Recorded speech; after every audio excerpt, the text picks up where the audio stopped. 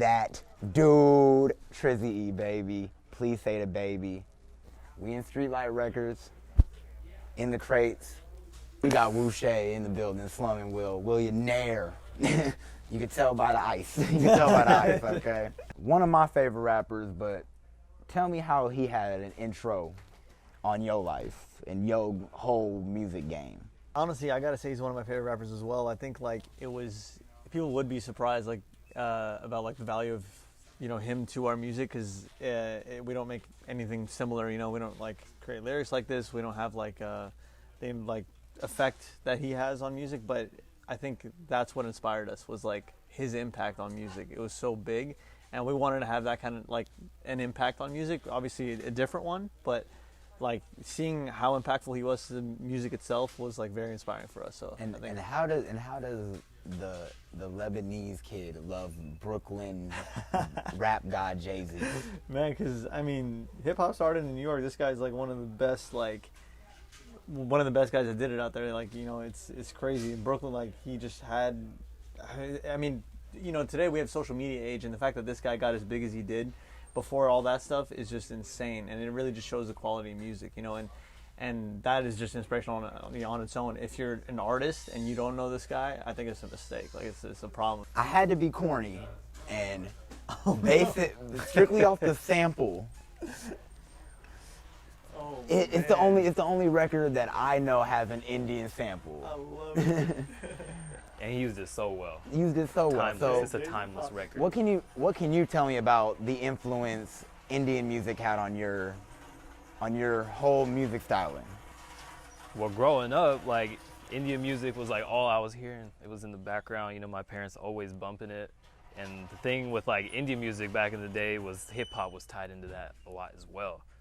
So you had all sorts of crossovers, just Indian music and hip hop. It was like intertwined back then, and that's what I grew up listening to. Kanye West. What can you tell me about that man for you, man? Kanye, man, this guy's been like making music as long as I've been alive, and he's been coming with the hits throughout my entire life. I know I gave you the newest one, but do you have a favorite album by him? That's a tough question, because his entire discography is just outstanding, but I would have to say Graduation.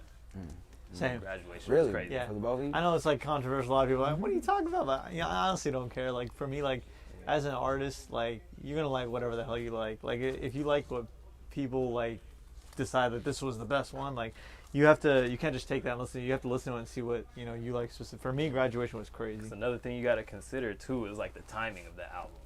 Yeah. Oh, that's true. Yeah. That's a good point. That's right. What, 07? Yeah. I think so. Yeah. Another controversial influence of y'all's. Let's just get it out the way. Let's get it out the way. Yeah. More him than me.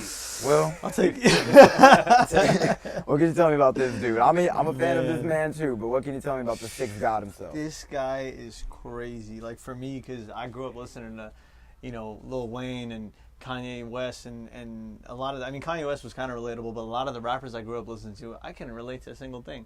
Drake changed that. He could say something, and maybe you didn't relate to it directly, but you could at least kind of understand where he was coming from. It was about a girl, about family, whatever it was like, this is like real life stuff, like some of the other rappers are talking about drugs, shooting. You don't relate to that. It's not like, you're doing that when you're 12 or you shouldn't be doing it at all, but I'm saying really if you understand it at 12, that's right. the problem. No, but I'm saying we're listening to these crazy rappers and some of the stuff you just can't relate to. Drake was like, you feel like you could really listen to his music and it motivates you to do whatever it is you're doing in your life at a better level. You know what I mean? So that's why he's my favorite artist, honestly. And this is a great. you voting with this project specifically? Yeah, I really like this. This was crazy. I remember me, Charlie, and Irvin were in the car, and then we're like, what? He just dropped something, and then we just went and listened to it. We were making a left on this one street, and we were just shocked because I honestly didn't even see it coming.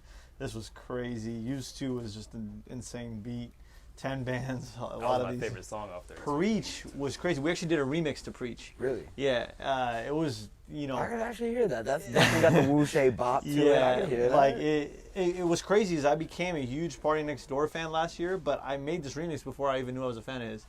It was nuts. Me and Charlie, I showed it to Charlie, and I was like, yo, Charlie, this guy has this song and doesn't have a lot of drums in it. We can totally remix it. And then like 6 months later, I was listening to Party Next Door like nonstop. So that was a pretty crazy part of our little phase we had. So before we get the hell out of here, there's some records that I don't even think you know I know about y'all, okay? Okay. My wife, my love. She's What can you amazing. tell me about Miss Adu, Miss Sade? I tell you, I play her like every day. Is It a Crime is definitely my favorite song. But her music is an experience.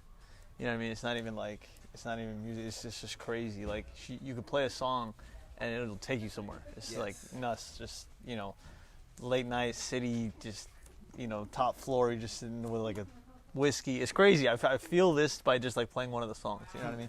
I swear, every time we come back from a gig from SF, he always has Sade playing. Yeah. Every single time. Yeah. Sometimes even before. It's crazy. Like her music is so just. It's like embracing success. It feels like you're just kind of like sitting there and enjoy it. It's an experience, honestly. You know what I mean? Like, please, if you don't listen to Sade, listen to Sade. Like, it's crazy. Yes, the dude with the glasses Yeah. is a die-hard Jay-Z fan as Yeah. well. His favorite rapper, actually. That's why I was looking when you gave him the Black Album right there. But this right here, classic. Yeah. Now, Classic. I gave you that one because if there's one thing that you and me have talked about is how many bangers Jay-Z has, especially when he works with a dude like Just Blaze. Oh. That's all it is, Just Blaze. When they work together, What number on the list is Jay-Z for you? he's number one. Number one? Yeah. My guy. My guy.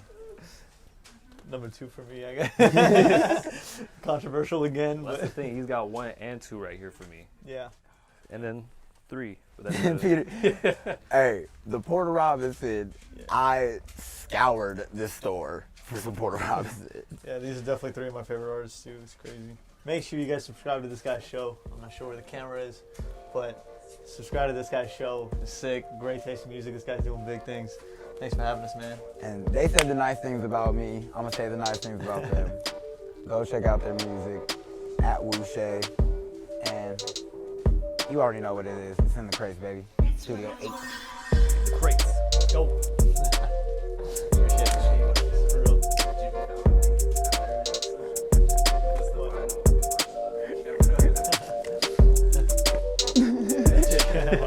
That's sick. This is crazy. I'm gonna go buy a vinyl player now. I hope every guest they buy vinyl players because of this show. I really do hope so.